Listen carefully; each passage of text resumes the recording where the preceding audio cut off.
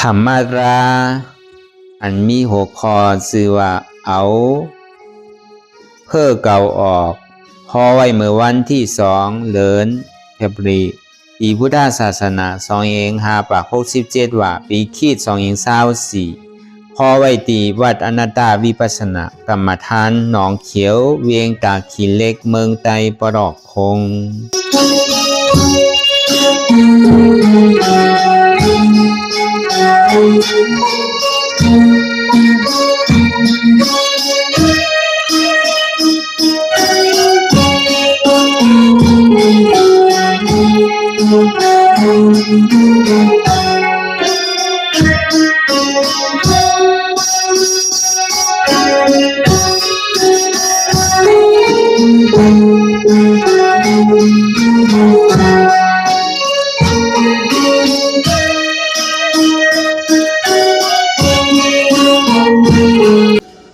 รายการนั่งอนัตตาวิปัสสนาภาวนาหานยอดทำอนัตตาในอ่อนตั้งสุดในก็เขานั่งขาไก่กุดขาขวาทับต่างขาซ้ายก็ไรยำนั้นขาซ้ายทับต่างขาขวาก็ไรมือสองคอนต่างตับก็ยาไว้ตัวเขาซื่ออีวิเข่งอีวิย่อนยันก็ยาในเขาลาผูเนอเปิดทุยานปิญญารับตาเนอเปิดได้ญาณปิญญา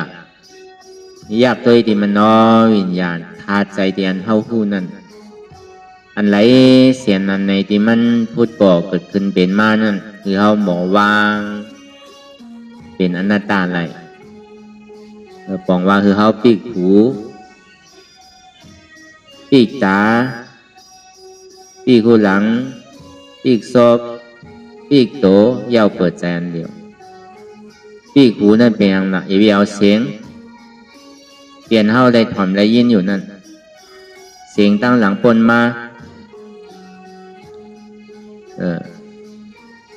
ยาวกว่าเสียงอัน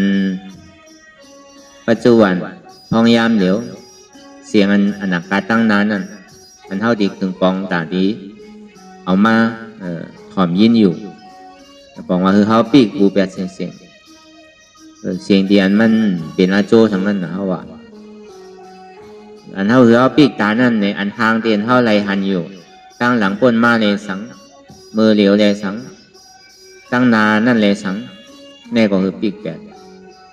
พูดหลังในไอโนมเตียนเท่าในนมนั่นตั้งหลังในสังมือเหลียวในสังอนาคาในสังในเขาปีกแปดอายาศาสตร์ตั้งกินอันที่เท่าไรกินกว่านั่นกินป่วนมาเยานั่นในสังตึกกินอยู่นั่นในสังย่าก็พึงปองการตาได้กินอยู่นั่นในสังในก็ปองว่าเขาปีกแปดลองตัวเขานั่นก็นั่นหนังเก่าอันนุงอันไหวอันที่อันเตอร์นั่นลองตั้งหลังป่วนมาในสังมือเหลียวในสังตั้งนานั่นในสังในก็คือเขาปีกแปดพอเขาปีกแปดไหลเอาในสึงเขาทิ้งใส่อันเดียวพอทิ้งใส่ไหลอันเดียวเอาในก็ที่อย่างก่อนมันได้มีการนำก็บอกว่าตั้งหลังบนมาเลยสังอันมันยากเก่าเขานี่จะเข้าไว้อยู่เฉยๆอันมันยากมันเก่ามันนี่จะเข้าเฉยๆนั่น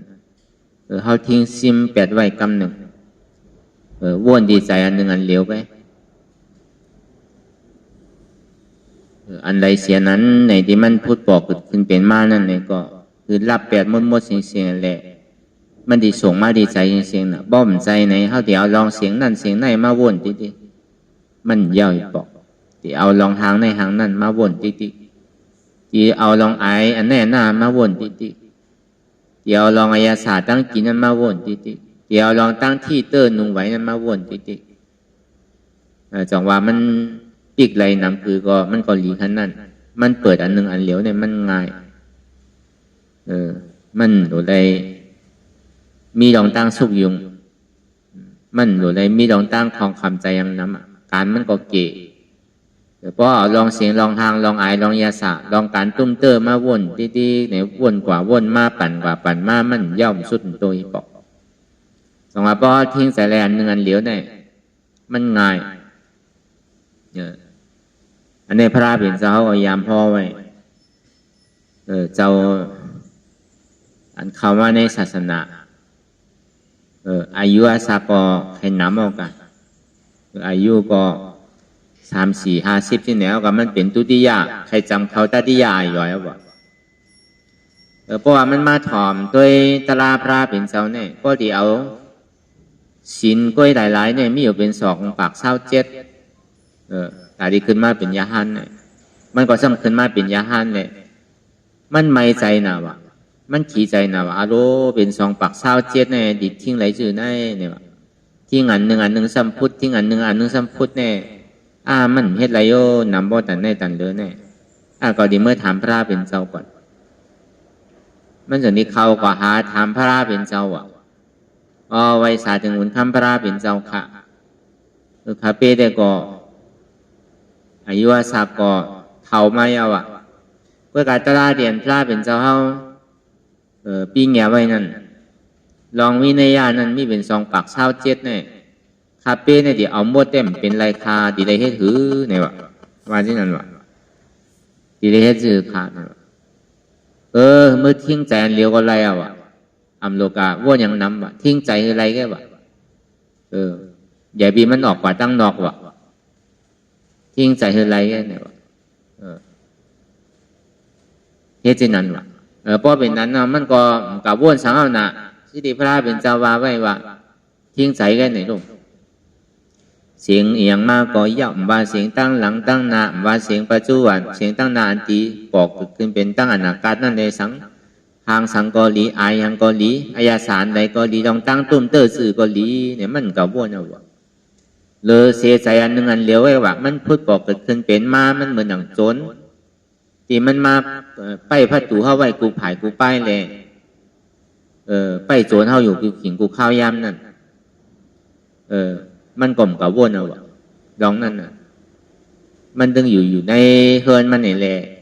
ทิ้งลองใจอันหนึ่งอันเหลียวกับโลกับไม่ใจลองเสียงลองหางลองอายลองยาสาลองการตุ้มเตอร์เลย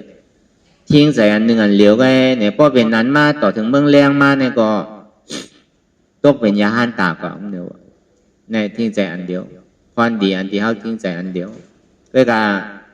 เฮ็ดง่ายเนี่ยมันก่อมเฮ็ดง่ายหน่อยก่อนมันเฮ็ดหยาบนะของว่ามันติดจับกับมาเอาถึงเอาน่ะลองเสียงลองห่างลองอายอริยศาสตร์ลองการตุ้มเตอร์ใช่ไหมมันดึงเอาลองอันนี้วนกว่าวนมาวนกว่าวนมาเป็นสังขารตะลายอยู่มันเป็นสังคตาธาตุเป็นสังขารตะลายอยู่ในเรื่องวนกว่าวนมาเนี่ยมันกึดหยาบนะวะจังว่าป้อพายเฮ็ดไรในทิ้งใจอันหนึ่งอันเหลียวมันใครเจ็บใครก้นใครขึ้นมากคือก็ห้อมหนึ่งพื้นต้มข่ายนางแลเจ็บมันดีเกิดไว้นางแลทุกข้าดีเกิดไว้เนี่ยก็ไปทิ้งใจอันหนึ่งอันเหลียวไว้ป้อเป็นนั้นมาเนี่ยก็ดีได้โทษบุญหนังเก่าอันนี้มันมีเปิงแตกมันหลายๆเจ้าเมื่อปานพระเป็นเจ้าเนี่ย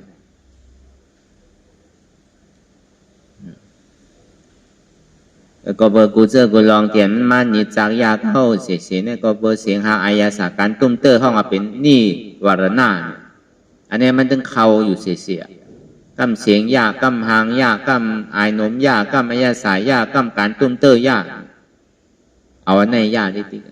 เสียงยาซื่อต่ะเสียงในมอน่ะเสียงในอนน่ะเสียงในห้องน่ะเสียงลมเสียงจักเสียงสังในห้องเป็นเสียงห่างเตียนเท่าไรหันไว้เบอร์ปนมาเนี่ยสาวมาวนนุลองไหลเสียมว่าลองโกน5ลองใจโกน5เอามาพาม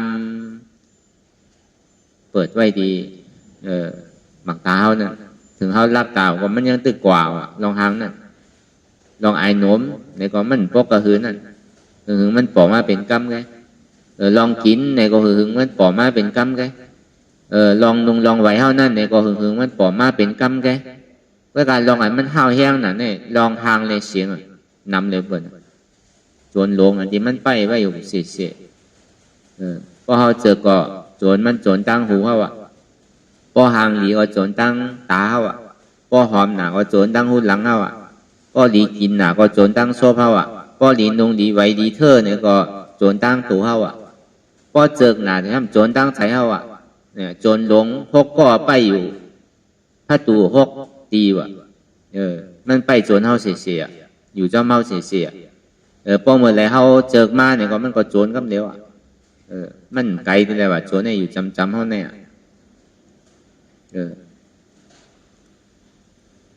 ก็บนนั้นเบือนเฮ้าไปหันเจ็บไปหันตุกข้ามไปปองใส่เนื้อหน้าตาเตอเนี่ยก็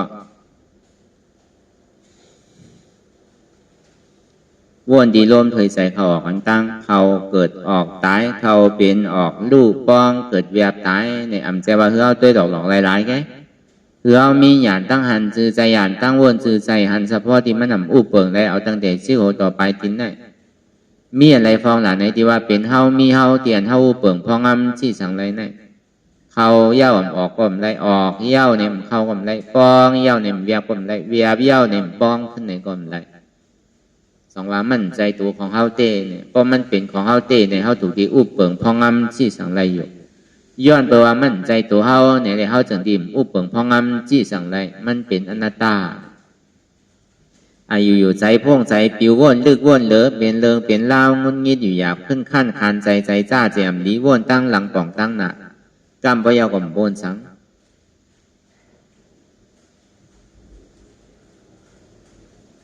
ใจเดียมันเป็นอยู่หน้าในก็ก่อมกุ้มทิ้งไหลก็หวานตันจอมใจที่มันเป็นอยู่มันวนตั้งหลังนั่นเหมือนหนังก้นตายเดียมันวนตั้งนานั่นเหมือนหนังก้นนอนรับเดียมบนสังล่านั่นในเหมือนก้นตาบอดเดียมันพงมันปิวมีขอบมีแหลมนั่นเนี่ยไอย้อนเบอร์สังหลับเป็นไรใจเนี่ยย้อนเบอร์ว่าใจเนี่ยมันใจของเฮานั่นน่ะมันจะดีเป็นไหนเพราะมันเป็นของเฮาแต่มันก็เป็นนะเฮาวนอะไรก็เปลี่ยนนั่นแต่ก็โกนเฮาแต่มันหนูตุกข้ามหนูเท่าหนูเป็นหนูตายก็เบอร์มันเป็นไรแหละจังว่ามันใจเฮาเนี่ยก็ในสามมาในมังขิงมังข้าวมังย่ามเนี่ยก็เปี่ยวมวนเซ่อยิ้มโคมังขิงมังข้าวมังย่ามเนี่ยก็ขี้ใจมองใจมันดีใจหุกใจให้ให้ห้องให้ธรรมดาของโลกรอบข้านั่นอันเปี่ยวอันมวนเซ่อเนี่ยใครก็ใครไรใครก็ใครหาใครก็ใครย่างเพื่อมันเปี่ยวอันปอมันแก๊กมันใจเปี่ยวอันเตะอันมันดีเปี่ยวดีมวนนั่นอ่อนตั้งเหมือนดีเปี่ยวดีมวนนั่นมันดีเฮือก็คือเหตุการณ์มาตึงเดือนตึงปีเหตุการณ์มาถึงต่อโจสุดปานพอมาเปี่ยววันเดียวเหมือนคนเหตุการณ์นั่นน่ะลองตั้งเปี่ยวเขาเนี่ยมันจะว่าเปี่ยวธรรมดาเนาะมันเปี่ยวเสียงเงินเสียงคำน่ะเปี่ยวเสียงหวาเสียงแห้งน่ะอันเหมือนเท่าดีเปี่ยวเนี่ยเท่าไรเฮืออะไรมอยเท่าไรเหตุการณ์เหตุงานเต้นั่นน่ะเฮ็ดเป็นวงเฮ็ดเป็นเลินเฮ็ดเป็นปีมันก็การเหมือนกันน่ะเฮ็ดวันไหลกลุ่มวันนั่นป้อมเฮ็ดก็บะอันนี้ก็มีมันก็เฮ็ดวันไหลทำกลุ่มหมู่วงหนึ่งในก็มีมันก็เฮ็ดวันหนึ่งทำกลุ่มเลินหนึ่งในก็มีมันก็เฮ็ดวันหนึ่งกลุ่มปีหนึ่งมันก็เฮ็ดวันในกลุ่มต่อโจการลองเฮ็ดลองสร้างลองกู้โสมเหมือนกันน่ะกระจวนเฮาตีหาอะไรมาอันเฮาใครใครเป็นนั่นเก็บชิมหอมไว้โคหนุงโคไว้โคใจโคสวยโคอันเฮาเป็นเครื่องตื้อกรรมเฮานั่นเฮาก็ตัวไว้ใครก็เบอร์มันทางดีลองไว้นั่นมันเกิดเวทนาตัณหานั่นคือแลดิแลอันของหางหลีมานั่นที่ทางสร้างปองกูเจอกูลองเอาล้อผ้าต่อสามโมหะอ่อนโหเฮ็ดกว่าถึงตีไรไม่เอาเนี่ยเมื่อยังตึงเฮ็ดหาวนั่นไปไรนั่นอุปาตันอารมณ์เมื่อไรเงินเก่าดีออกเมื่อไรเก่าดีมีเงินใจจับใจจ้อยใครเฮ็ดนั่นน่ะใครไรเฮือนห้าใครไรกล้าห้าใครไรลวดห้าใครไรโพงห้าใครไรโคนุงโคไหวอันแคบห้าใครไรโคยอมโคเตือนแคมแล้วผ้าเนี่ยมันมองไว้อุปาตันใจจ้อยไว้มันก็เก็บซิมหอมมันก็มันเก็บซิมของไปวันหนึ่ง2 วัน3 วันพอหมอกเก่าวัน10 วันมาเนี่ยเงินไข่น้ำมาเพราะว่าเงินไข่น้ำมายาวเนี่ยโดดทุกเงินนะครับเนี่ยก็ถูกเงินมายาวก็คำมาโดดกับเอวพอเอวมายาวเนี่ยได้เมื่อเอวได้เปียวกาพ่อนหุ้นโคนั่นก็พอเมื่อผูกมามัวดาวเงินมีเสียงนั่นน่ะโดยเหตุการณ์ทาง อันเปรียวเนี่ยมันเปรียวอันหลอกอันแลนน่ะเปรียวโจเก็บโจข้าวมันเปรียวเต้ๆคนเอากำนำได้เป็นนั่นอันเฮ็ดเต้เฮ็ดหนักป้อย่อยใครใครป้อย่อยป้ไหลอ่ะแดดไม่ก็ไหลเฮ็ดอ่ะกัดหนาก็ไหลเฮ็ดอ่ะกระโจดีไหลเงินมาน่ะก็ไหลมากก็ไก่แอวขึ้นเดี๋ยวว่าเอาเมียซ้ำขึ้นเตะเฮ็ดใหม่ทางเมื่อนั่งอันเท่าเป็นก้นกาก้นขายว่าที่นั่นน่ะขายพักขายเข้าขายสังหัวจอมกาจอมสังก็ได้เป้ากับหันโคหางดีนะครับตาในปักไว้เอาน่ะเก็บชิมหมอมเดือนหนึ่ง2 เดือน3 เดือนก็ไม่เหตุการณ์บอก3 เดือนไรเงินมากกับซื้อโคมาก็ได้พอซื้อม้ามบอกกระเหือมอกเดือน2 เดือนมาแน่อันใบห้ามออกมาทางซ้ำโดเฮ็ดโดหาทางน่ะเปลี่ยนที่ไหนน่ะอันซุกข้าวของเฮาเนี่ยมันโจเก็บโจข้าวกันน่ะโลดก็ยาวอย่างก็ยาวโคยองโคสังก็ยาวเฮาใครมีกามใหม่ใครมีโลดใหม่โลดตึกออกใหม่มาเนี่ยเฮาเก็บชิมหมอมพอไหลเงินมากกับซื้อโลดมาเนี่ยพอซื้อกับซื้อมาขี่มาในห้ำขี่ก็ขี่มาห้ำเก่าน่ะอันใหม่ห้ำออกมาทางเนี่ยซ้ำคะแนนใหม่อันเปี่ยวอันบนก้นล้อก้าเนี่ยมันเป็นที่ไหนแก่น่ะเปี่ยวจ้อมโคนุงโคไว้เปี่ยวจ้อมโคยองโคใส่เปี่ยวจ้อมโคใจโคซอยเปี่ยวจ้อมอันคับอันขี่มันเปี่ยวจ้อมมาอยู่กับมาโกงก็หนักเปี่ยวจ้อมเสียงจ้อมหางเปี่ยวจ้อมอายจ้อมอายาศาสตร์เปี่ยวจ้อมตูที่ไหนแก่น่ะมันเปี่ยวอันเต้มันเป็นอันสุขาเต้น่ะตีเต้มันในเวิงหลังมันเต้นั่นเงามันเต้เนี่ยกระโจมมันตีไรอันเปี่ยวมันเนี่ยมันตีตุกข้ากระหือถึงดีไรมาเฮ็ดมาเป็นเลือนเฮ็ดมาเป็นปีกระจายวันเดียวเยาว์ซ้ำขึ้นหนูสืบตุกข้าหนูป้องทางไปทางอารมณ์เหตุการณ์ก็หยาบน่ะก็ลังไว้อยากไว้หรอเพราะเขามียามปียาอันเมียวเขาโดดเสียร้ายซ้ำเสียร้ายเมียวอันห้อมเสียร้ายเขาซ้ำเสียร้ายก็ลังไว้อยากพอเฮียงเหตุการณ์เลยเอาปียาเหตุการณ์มันเหมือนกันนู่นพอเขาหมอแจกคุณการมีการจ่ายการมีการเฮ็ดการมีการจกก็เสียงหาใหม่กันเฮ็ดที่นั้นติ๊กมันดีกับสั่งถูกละมันก็ตุกข้าวติ๊กเก้นอ่ะก่อนตั้งตีไรก็ตุกข้าไหวเสียไรเอาก็ซ้ำตุกข้าอันไรเนี่ยมันไรมันเป็นจวนลงเอากว่าได้เนี่ยมันจะว่าไรว่ามันติไรตื้นอะไรอันล่างเอามาทางกลมใจเนี่ยกำหนังเนี่ยมันเป็นที่นั้นเนาะเมี่ยวอย่างก็ยากเพราะเขาซื้อก่อนเนี่ยแต่ที่ไรน้ำแมดน้ำโตมันมีลูกมันเปลี่ยนซุ่มร้อนๆอ่ะพอซื้อมาในมือผูกกับขายว่าซุ่มเอาน่ะมันใจจวนย้อนนั่นมันไปพัดตูเข้าไว้อยู่ถึง6 ภายนั่น6 ภายเอามีอยู่12 ก้อกันน่ะจวนหลวงนั่นพัดตูเสียงก็ไปพัดตูหูก็ไปลงพัดตูตาก็ไปพัดตูหางก็ไปลงพัดตูหลังก็ไปพัดตูอายก็ไปลง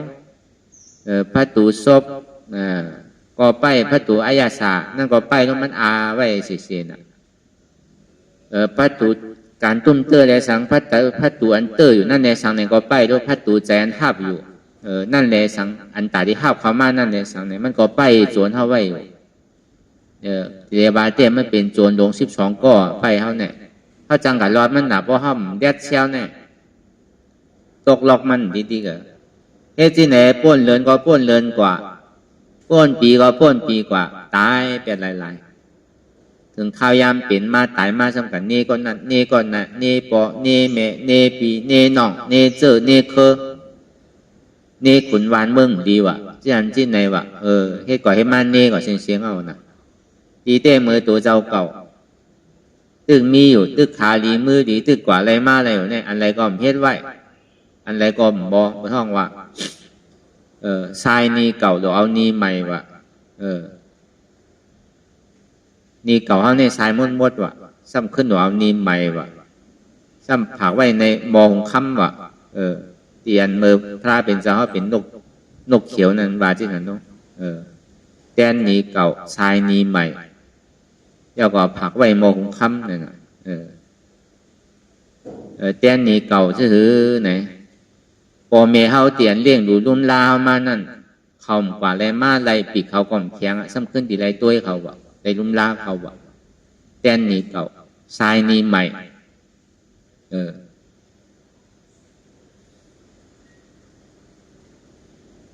นี่หมายว่านั่นอันเป็นก้นเป็นจุ่มเขานั่นพอเวลาข้าวยามก็ก่อยมาปองยาเป็นมัดไรแลสังเปิ้นเฮไรแลสังเขาซ้ำจังวินบางปอเปิ้นยิงเตอร์ปีกเตอร์คาคำจังกว่าซ้ำขึ้นเอากับปันเขากินว่ะคุณเมื่อพระเป็นเจ้าเป็นจาตันนกเขียวนั่นซ้ำหางลีนะว่ะใหญ่ก็ใหญ่นะว่ะโตมันก็เหมือนเปิ้นว่ะกินย่อมกาเนี่ยนะเพราะว่าเนี่ยกินยาวตัวมันก็ใหญ่เลยเปิ้นกินย่อมกาซ้ำป้อทำซักเอากับแทงมันมีเยี่เขาว่าก็มหูเนี่ยว่ะปุ่งนามาถามมาเนี่ยที่ยังละเมื่อมีเยี่เขาว่าเนี่ยเมื่อกะกล้าขายเนี่ยว่ะเมื่อกินย่อมเมื่อสมัยเมื่อแทงเนี่ยว่ะมั่นใจปุ่งนาเมื่อถ่อมด้วยดีแลเนี่ยว่ะก็ดีลาเนี่ยเมื่อเนี่ยว่ะเป็นฮิวละอันเก่ากินในหนึ่งมันมีอาโจมันมันมีรองมันในเก่าเฮ็ดเนี่ยมีรองชื่อละทรายนี่เก่าแต้นนี่ใหม่เนี่ยผักไว้มองข้ามเนี่ยว่ะมี3คอว่ะเหมือนถ้าว่ามาเมื่อเจ้านั่นน่ะทรายนี่เก่าพอมีเฮาไหลเลี้ยงดูลุ่มลามาขำจังเฮ็ดจังหากินเอาเนี่ยก็ซ้ำขึ้นหรือเอาเมื่อเลี้ยงเขาอันนี้ว่าทรายนี่เก่าแต้นนี่ใหม่อันที่เป็นจุ้มเหลียวกันเป็นเจ้าเคอเหลียวกันคำจังกว่าจังม่ามจังไปมันจังกะหาห้างกล้วยเลยเอาเมื่อปันเขากินว่ะอันในห้องว่าชายนีเก่าย่าก็ผักไว้ดีมองคำเนี่ยว่ะอันนั้นเก็บชิ้นไว้เมื่อข้าวยามมันมีมันสังมาเนี่ยก็เมื่อหนังเขาตึกเล็กนกตึกเล็กอันจังหากินนั่นว่ะอันจังกว่ามจังหากินอันนี้ตึกจับต้องมีต้องห้าอันนี้ตึกเรียกอยู่แล้วจังกว่าหากินห้างกล้วยนั่นน่ะอันนั้นซ้ำหลบปันเขากินเนี่ยว่ะอันจ้ามีลูกมีล่างอันจ้ามจังกว่าจังไปนั่นน่ะในซ้ำขึ้นเฮ็ดกู้โสขึ้นนั่นน่ะตาดีผักไว้มองคำเนี่ยตาดีช่างเฮ็ดกู้โสจัดในตีไรจัดนานั่นน่ะเมื่อนั้นหนังเก่าอ่ะกวนเอาเนี่ยก็อยู่ที่นั่นกว่าเขาก็หาอยู่ป้นเดินป้นปีมาน่ะมันก็เป็นที่นั้นร่อนๆน่ะอันเขาหาอันมวนอันเปี่ยวเนี่ยมันหาอะไรกันนั่นกันน่ะมันหาปันอายงกรรมโกงมันหาก็มันไรเปี่ยวไรมวนไรเสื้อสากระหือเป็นพ่อนั้นไม่เปี่ยวโจเก็บโจข้าวโจวันโจขึ้นปกติในตุกข้าอ่านโอวงโอเดินมันทำเฮ็ดที่ไหนตั้งนานนั่นก็เป็นนั่นหนังเก่าเมื่อดีเปี่ยวนั่นก็ตุกข้าย้อนมันถึงดีเปี่ยวมาโจขึ้นโจวันหายกว่าตั้งนานนั่นใน1 ปี 1 เดือนซ้ำตีเลยตุกข้าทางเนี่ยมันเป็นที่ไหนกว่าที่ติ๊กน่ะลองตั้งอันล้อกาอันว่าเปี่ยวในล้อกาเนี่ยมันมีเมื่อยาวเมื่อสุดเมื่อเติบสองประมาวนตั้งนาตั้งหลังมันเนี่ยมันเป็นตุกข้าเสียงมันมีอะไรที่เป็นสุขข้าทวาร่ามันขึ้นไรเตะจองว่าเลอเสตราพระเป็นเจ้ามันมีไว้สปาทานังธรรมะตานังจินาติเนี่ยสปาราสังธรรมะราสังจินาติ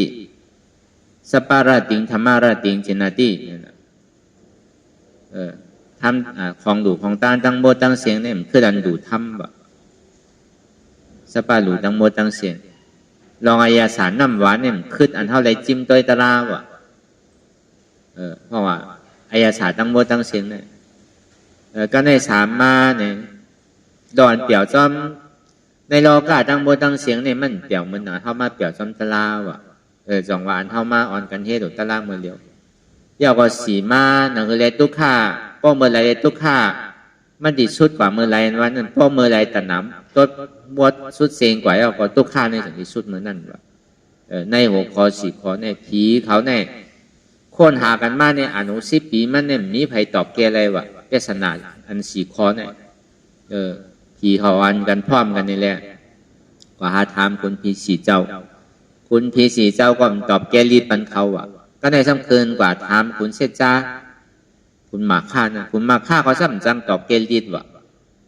จนดีว่าเมื่อเดี๋ยวพระเป็นเจ้าก็ตำมาเขาในป้องไม้เอาเขาเมื่อถามพระอันนี้เขาว่าลองตั้งลองดูตั้งโมตั้งเสียงแลสังอันไหลเตียนเมียดเหลือเปิ้นแลสังอายาสาน้ำหวานอันไหลอันเข้มเหลือเปิ้นเปี่ยวจ้อมันไหลเลยถึงดีเป็นอันเปี่ยวเตะย่อก็ อันตีทุกข้าดีสุดเสียงเกียงหายก่อนนี่เป็นอันไรอันนี้เขาก็เฮ็ดกันอยู่กูวันน่ะทำตราเตียนเท่าไรห่อเนี่ยก็สัปปะทานังธรรมะตานังจินาติอันเท่าไรถอนไรยินอันเท่าไรถามอันเท่าไรอุบไรโอ้กันนั่นเนี่ยก็มันก็เป็นดูตาหน้าดูธรรมะนังเก่าจะว่าดูเป็นป้าเป็นโอกแลดูธรรมะมันใจมันโดบอกกันเนี่ยคือเข้าใจนั่นน่ะบอกว่าดูธรรมะดูตาราอันนั้นในแม่เหลือเปิ้นมาลองสัปปะดูตั้งดูเนี่ยกำในอันเขาได้จิ้มสังเมียวหรือก็ยาวตาดีอันเท่าไรจิ้มตะลาเนี่ยคึกเลยเปิ้นอายาศาสตร์ตะลาเนี่ยเข้มเลยเปิ้นอันเท่าเปี่ยวจ้อมสังก็ยาวมันเหมือนเปี่ยวจ้อมตะลาเหมือนเขามาเฮ็ดอยู่กันพองยามเหลียวนั่นคือเขามีใจงมจมถึงขิงขาข้าวยามมันมาเนี่ยก็อย่าไปโอนอย่าไปข้านคือเลยใกล้เฮ็ดกว่าคือเขามีลองตั้งงมจมในตลาดเตียนเท่าไรมาอ่อนกันเฮ็ดก็ดูวนว่าอารมณ์ปกติตันถึงเอาว่าในเป้เสียหลายถึงมีใจเช่นนั้นน่ะทางวัน2 วันก็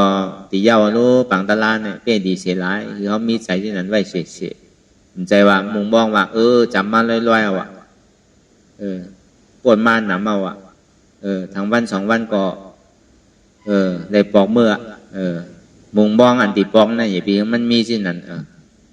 ของพระเป็นเจ้าฮอไว้ว่าเปี่ยวจอมตะลาเนี่ยมันมี8เปี่ยวสัปปะเปี่ยวในเมืองผีเมืองสางในเมืองนากาในเมืองกันหล่นการที่เปี่ยวจอมรองตะลาเนี่ยมีเมืองไหลวะแต่ที่ขึ้นอันเปี่ยวจอมรองตะลาเนี่ยแล้วก็เบอร์นั้นน่ะตะลาว่าเนี่ยซ้ำเป็นหือไว้เนี่ยมันมีอายะสามเหมือนชื่อไว้เนี่ยเฮาก็ให้อย่างก็ยาวอย่างก็โหหลูเงามันแต่มันก็หยาบเมื่อหลูเงามันก็มันทุกข์ะพอเยื่นทุกข์ะอะไรเยื่นหยาบอะไรเนี่ยก็มันถึงที่สาเหมือนก้นกูบอกก้นเทามันใกล้หลัดน่ะโอ้เต่าแลเยื่นเอาแลทุกข์ะเนี่ยเยื่นหยาบนิดนึงแลเฮ็ดสังกอโหลเฮ็ดเมยยังตึกเจ้าตึกเจียววายมาเทามาในติ่มไรทุกข์ะผมจะว่าเทามากกว่าไม่เฮ็ดมันคือเปิ้นนั่นน่ะลองการเฮ็ดการช้างที่ไหนก็เหมือนกันโหลเฮ็ดโหลหาไว้เมื่อเฮายังตึงเรียกตึงหนุ่มเหมือนเฮาตึงมีหวามีแห้งในโหลคัดใส่หาไว้น้ำโอ้จากโคกของนั่นถึงเมื่อเฮาเท่าเฮาแก่มาเนี่ยมันติไรปึงไรอิงเฮาติไรเกินหรือไรเหมือนหนังตะลานั่นก่อนหนังนั้นหนังเก่าใจว่าเท่ามากไปหามใจหนุ่มๆเรียกก็มันโหลหาไว้เพราะมีขิงขาข้าวยามเนี่ยมันใจว่าเป็นตะลาก้นเท่ามันเป็นขึ้นกับขึ้นปานเฉยมันกึ่งเถิกอันเท่าว่าลูกอ่อน10 ปีขึ้นกว่า7 ปีขึ้น10 ปี20 ปีขึ้นกว่าที่นี่มันมีส่วนใดส่วนเป็นเหมือนกันเช่นแล้วก็เมื่อนั้นตะลานว่านั่นจองว่าพอเขาเยื่นเจี๊ยบเยื่นทุกข้าอะไรเนี่ยก็มันก็ตีป่วนตั้งทุกข้าตีเกศชุดมันเนี่ยก็พอตัวกว่าว่นว่างกว่าที่เนี่ยก็เจี๊ยบมันก็สุดทุกข้ามันก็สุดหรือเอาหมอห่มจมหับตอนเจี๊ยบเนี่ยมันเป็นตะลาก็เลยหันเจี๊ยบก็เลยหันเจี๊ยบก็นั่นหันตะลาน่ะก็เลยหันทุกข้าก็นั่นหันตะลาวะก็เลยหันตะลาก็นั่นหันทะลาวะก็เลยหันเจี๊ยบหันทุกข้าหู้ทุกข้าหับทุกข้าก็นั่นหันทุกข้าหู้ทุกข้าหับทุกข้าก็นั่นหันตะลาหู้ตะลาหับตะลาวะก็เลยหันตะลาหู้ตะลาหับตะลามันติดไหลตะลาวะเพราะมันไหลตะลามันติดทบพะลาวะเนี่ยจังว่าเจี๊ยบไหลทุกข้าไหลตะลาเป็นเร็วกว่าน่ะอย่าไปโกมันพวกโกมันไหนมันติเหมือนมือกูปอกว่ะเมื่อกูปอกแน่มันมีหือเมื่อป่นมาเมื่อกูปอกแน่มันมีก้นผ่านอยู่2 ก้อผมเมวะก้นผ่าน2 ก้อผมเมแน่ตีอยู่ตีเศร้าเขาก็ต้อเต้อยู่ไรแกไพ่ผ้าไพ่เต้นเขาก็มีเขาเป็นก้นหมอหาแปลกกว่าจอมเถินจอมป่ากว่าหาดูหาพื้นไม้หาแปลกหาสังมาเอามาขายปั่นในวันในโขงวะในวันก็เป็นต้อเต้ปั่นเขาอยู่ไงวะที่นอนเกาะต้อเต้นอนไรไงวะพอเป็นนั้นมาเนี่ยเอามาขายปั่นก้นวันก้นของต้อเต้เลี้ยงอายุว่าสักใส่ใจเจ้ากะก้นกับวันไหนวันนั้นกันนั่นแกว่า ก็ได้ถึงปองหนึ่งมาเนี่ยก็อันเป็นโขมันนั่นซ้ำกว่าอาบน้ำที่ในหวยในลอยเนี่ยกะหันหมักหินหวยหนึ่งบ่หมักหินในซ้ำแหลงไว้บ่มันไข่ทูชานไว้นั่นกะเขาว่าแหลงไว้มันเหมือนหมักหินโยโย่นั่นน่ะหมักหินในเป้หางดีเนี่ยว่ะมันที่เอาปอกไม้เนี่ยมันคือเมงสีตินว่ะหมักหินนั่นมันหางดีว่ะก็ในป้อมันเอาปองไม้เอาเนี่ยก็มันก็เอาวืดไว้ที่กองโหลมันนั่นน่ะพอถึงคำมาเนี่ยเขาก็ไตเปียกไอ้นอนแกว่ะตาดีไตน้ำมันไตเต้นเนี่ยย่ำมีกามันว่ะต้นเต้ไตเปียกไอ้พอเปียกสุดยาวเนี่ยก็เขาก็นอนน่ะก็ในพอนอนมายาวเนี่ยถึงกลางคำมาเนี่ยต้องมันซ้ำเจ็บนั่นน่ะใครพายเบาอ่ะนั่นก็ต้องมันเจ็บใครพายเบาเนี่ยพอมาหันหมาหินเนี่ยเฮือน่ะหมาหินเลี้ยงอันเฮือไว้ว่ะหมาหินเนี่ยกลางคืนเนี่ยย่ำมีไผ่เนี่ยเลี้ยงไว้เนี่ยว่ะเปรีอามเนี่ยหมาหินหอยแน่เนี่ยมันก็ยาบมากเลยอันดีคู่ไรแน่เดอเสียบุญเจ้าแกอ่ะเนี่ยว่ะเมื่อกูปอกได้ก็เป็นอาโกบุญเจ้าน่ะอาโกปู่แก่ปู่ก้างอาโกบุญเจ้าว่ะมีอย่างก็เป็นหาบุญเจ้าที่ว่าเมื่อกูปอกเนี่ยเมื่อก่อนเนี่ยมันก็สันดีเป็นตีวันนอกหน้าปากนั่นก็เขาว่ะก็เป็นนั้นเนี่ยมันกัดต่อยพระตูก็มันก็คำเอาน่ะเนาะ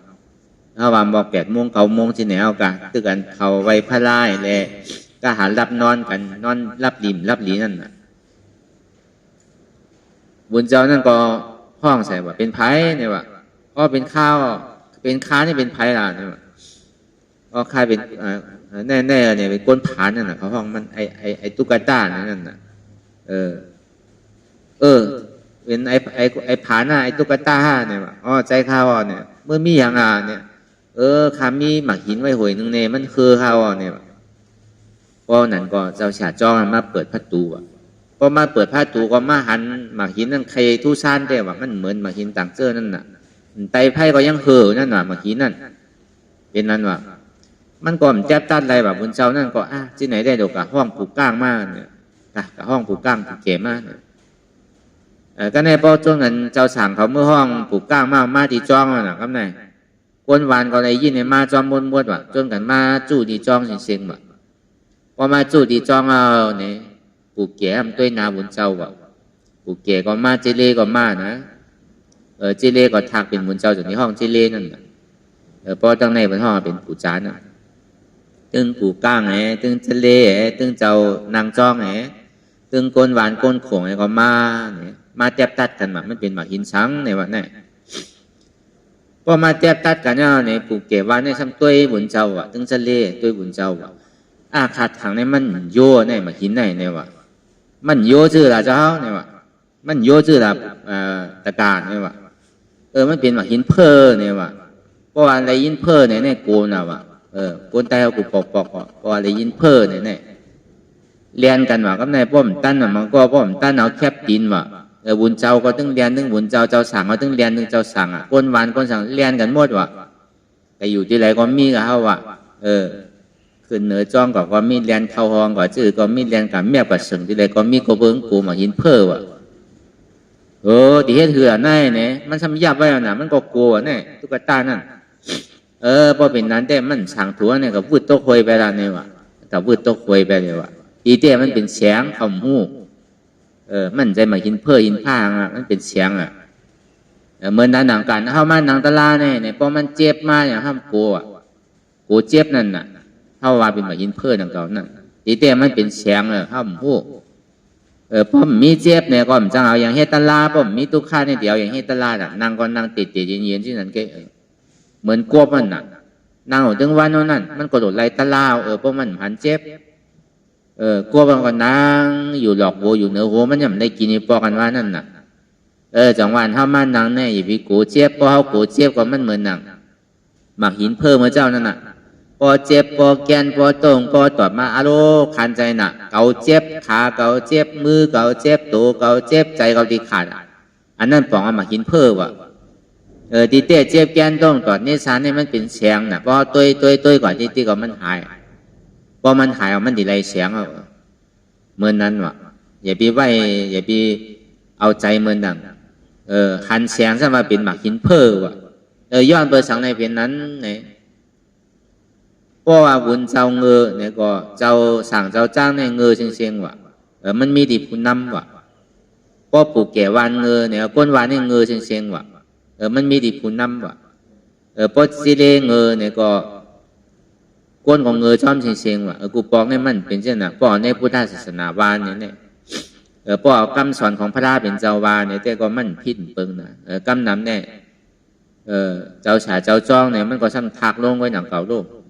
กำนำเนี่ยเป็นเจเลห้าเป็นปู่จานห้านะพอเฮ็ดกว่าเฮ็ดมั่นจังเอาสังเฮ็ดเอาหนาป้อมจังเอาสังเฮ็ดเอาว่า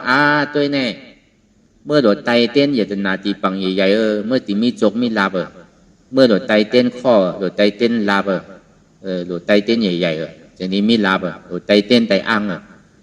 ที่ไหนนั่นน่ะมันแน่นำแล้วกันนั่นแกว่าป้อมหูจักลองตั้งเช่นจานป้อมเห็นป้อมหูเข้าใจเตะปูเกว่านก็เหมือนนั้นดังเก่าอ่ะป้อมหูลองตั้งมันก็ซ้ำกันนี่ว่าเป็นหมากหินเพ้อว่ะตีเต้ตัวเจ้าเก่าหันนั่นน่ะก้อมจังเฮ็ดชื่อนั่นน่ะมันเหมือนนั่นน่ะพอเฮาหมอสั่งหมอสอนเนี่ยก็เอาเกิงกว่าติ๊กนั่นน่ะล้อเล่กว่าติ๊กนั่นน่ะคำสั่งสอนพระเป็นเจ้ามีชื่อ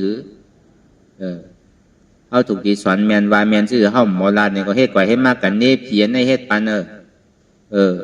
โจจะตามเลียกว่าตั้งมันหมันแมนแบบพิษผีลินผีน้ำพิษผีหวยผีนั่นเนี่ยน่ะกว่าไปเสียงดีซ้ำว่ากับพิษอันแน่นาวเนี่ยตีเตปอเป็นคนพุทธศาสนาเตปอหยุ่มยำเกิดดีพระยตนาตรายตนาสังขายตนานวันนั้นมันเมียนอะไรแต่ที่มาเฮฮับประตับปันเท่าเลอเสทันถาเตียมมันเป็นอยู่ของพระเป็นเจ้าก็ห่อไว้แตกๆเลี้ยงๆเอาน่ะเท่ามากกว่ามันก็เป็นทุกขารู้เป็นย่อกาตั้งเจ็บตั้งใหม่อันว่านั้นมันใจว่าเท่าก็เป็นโน้หนุ่มก็เป็นกำเนิดสุดก่อนปวดโน้ตั้งตายนั่นมีไผรอดอะไรน่ะลองตั้งเท่าเกิดเป็นตายหน่อย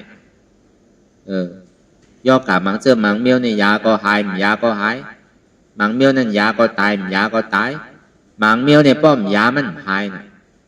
เพราะมันเอาตะลาเขาเขาใส่หยุ่มยำเกิดดีพระตราสังขารในตอนนั้นผีลูกผีพายมันจังเฮียอย่างเขาพวกนั้นดีหยุ่มยำตราพระสังขารหยุ่มยำมันกึมหยุ่มมันแน่น่ะเพราะเขาหยุ่มมากกว่ามันก็ใครจองเขาน่ะ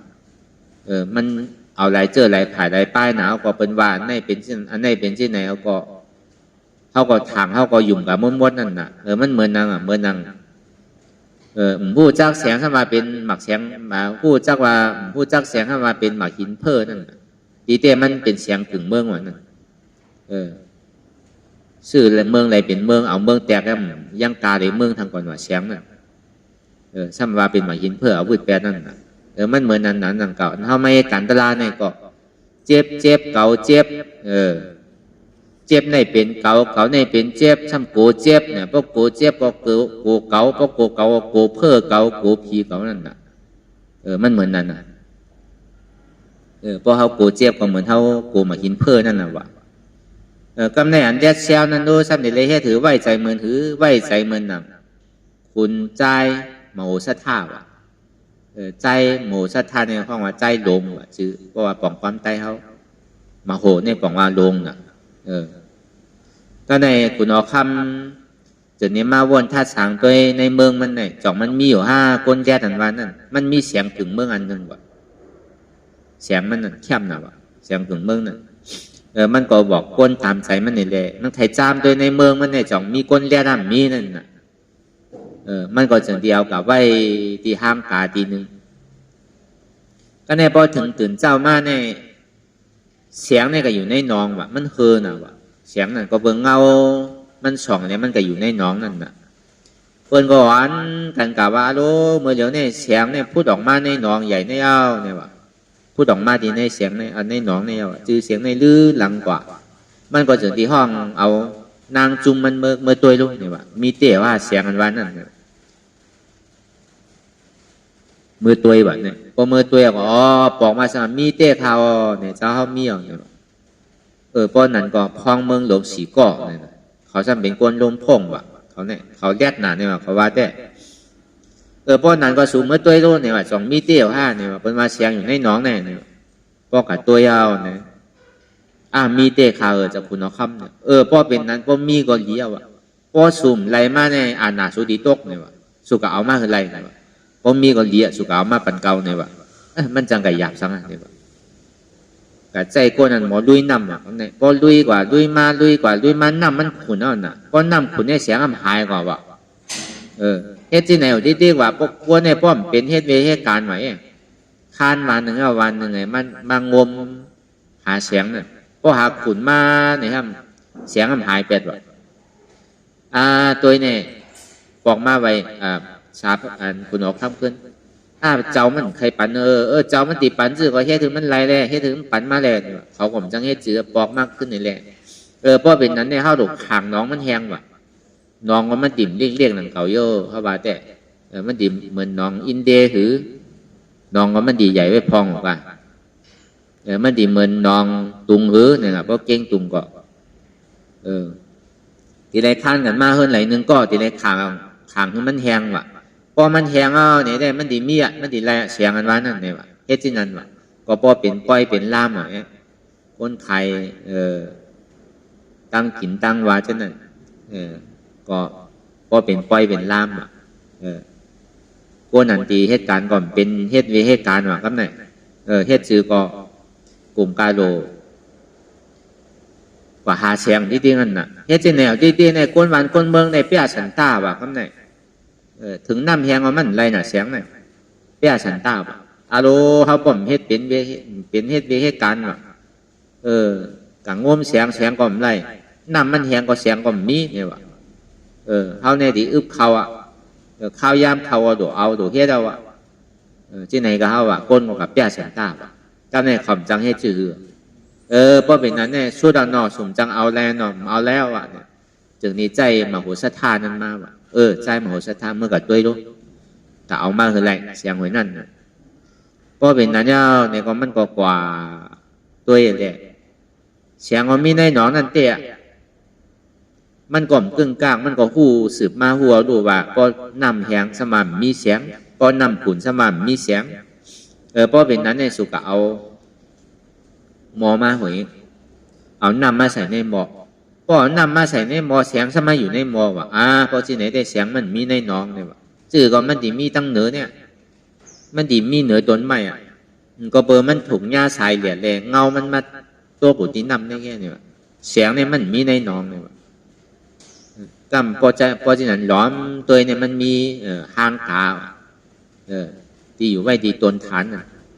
เพราะเป็นสื่อว่ามันมีเหนือนั่นมีต้นฐานนั่นน่ะเพราะเป็นนั้นมันจะเป็นคืนกว่ามากกับไรมาเตอเสียงนี่มันก็อยู่ที่ห้างกลางนี่น่ะก็เบื่อมันถ่องเงาแรงตาวันนี่แหละมันจะดีลงมาตีน้องได้น่ะมันเป็นที่นั้นก็เฮาว่ะตีแรกไว้ใจเหมือนหนังมโหสถาว่ะหาเงาจ้องมันว่ะหาผลโจมันเนี่ยมันเหมือนหนังก้นได้มาหินน่ะสมาเป็นมาหินเพ้อว่ะอันนั้นเอาดีอโจมันว่ะนั่นเอาดีเหตุทางมาจ้องมันว่ะเหตุทางมาจ้องมันเนี่ยเอาดีอันเสียงที่มันอยู่ห้างกาเนี่ยมันส่องมาในหนองนั่นเอาดีอจ้องมันนี่นั่นน่ะพออจ้องมันไหลเอาเนี่ยก็เสียงก็ไหลมาเตี้ยวเอามาอาปันคุณออกคำเอาคุณออกคำจะดียกยองเมื่อเนี่ยกัดแขนเตี้ยจะดียกยองมันทั้งนั้นเหมือนเฮาหาตะล่าเนี่ยก็เหมือนนั้นหนังเก่า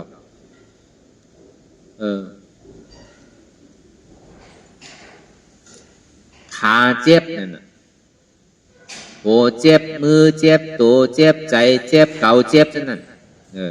ดูเอาเก่าออกป้อมมีเก่าก็เจ็บก็หายโหเก่าเจ็บโหเก่ามีขาเก่าขึ้นขาเก่ามีแอวเก่าขึ้นแอวเก่ามีต้องเก่าเจ็บต้องเก่ามีใจเก่าดีขาดใจเก่ามีเก่าเจ็บน่ะเก่านั่นก็มีมันเป็นอนัตตา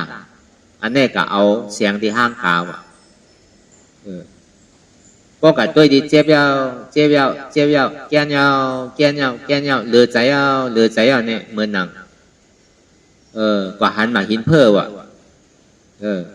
กาวเดียโจวันนั้นมันหลวเอาเดียจ้องเหตุทางเงามันแบบมันถึงดีเลยอโจมันแบบการรับดีเหตุทางเงามันแบบถึงดีเลยอโจมันเนี่ยถึงดีรับแปดก็เป็นนาจ้องมันเนี่ยมันเหมือนที่นั่นน่ะ เหตุทางจ้องมันน่ะเพราะมันหนังเอาเจ็บแกนโต้งตอดเนตรชานสันไว้คมไต่จงวันเท่ามันหนังตะลาพองยามเหนียวในคือหันเจ็บแกนโต้งตอดเนตรชานสันไว้คมไต่อันเจ็บแกนโต้งตอดเนตรชานสันไว้คมไต่นี่อำอู้เปิงไรอนัตตาอันหันอยู่ที่ตัวนั่นแหละสังอันหันอยู่ที่ใจนั่นแหละสังอันหันอยู่ที่เก่านั่นแหละสังอันหันอยู่ที่เจ็บนั่นแหละสังตัวเก่าก็มีอนัตตาใจเราก็มีอนัตตาเก่านั่นก็มีอนัตตาเจ็บนั่นก็มีอนัตตาพอเยจิไหนเนี่ยเขาหาดีเหตุทางเราจ้องมันว่าก็เปิดมีเก่าแล้วเก่าใครหนึ่งใครพื้นใครโกใครก้านใครข้านนิดนึงนั่นก็เปิดเขามีลองตั้งอยู่ที่ด้วยว่ามีหูเก่ามีขาเก่ามีมือเก่ามีตัวเก่ามีใจเก่ามีเจ็บเก่านั่นพอเอาเก่าออกก็เจ็บนั่นก็หายกว่าเนี่ยเอาดีเหตุทางเราจ้องมันว่าจังว่าทำมีก็หันทุกข้าทำใจก็หู้ทุกข้าเป็นอนัตตาทำมีก็หันเจ็บทำใจก็หู้เจ็บเป็นอนัตตาในก็คือเขาวนยาวเข้ายามหนึ่งหึงอย่าปีวาไพ่อย่าปีวาเทิงเตียนเท่าหันเตียนเท่าวนเตียนเท่าวนเตียนเท่าหันนั่นหึงพอเพ่งเพียงกันวนต่อถึงเจ็บนั่นพอสุดวนต่อถึงทุกข้าพอสุดต่อถึงอัตตาพอโตกุดขาดกว่าอันไรที่มันพูดบอกเกิดขึ้นมานั่นคือเขาปอหมอวนวางแต้มตาเปลี่ยนอนัตตาไหนสาธุสาธุสาธุ